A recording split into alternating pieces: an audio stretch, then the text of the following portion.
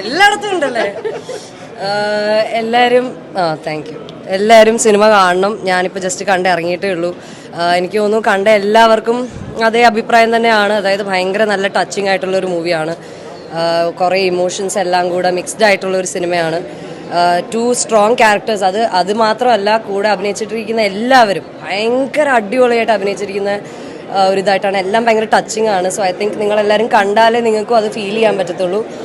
And I am nobody to comment അവരുടെ പെർഫോമൻസിലൊന്നും. പക്ഷേ എനിക്ക് ഒത്തിരി ഇഷ്ടപ്പെട്ടു.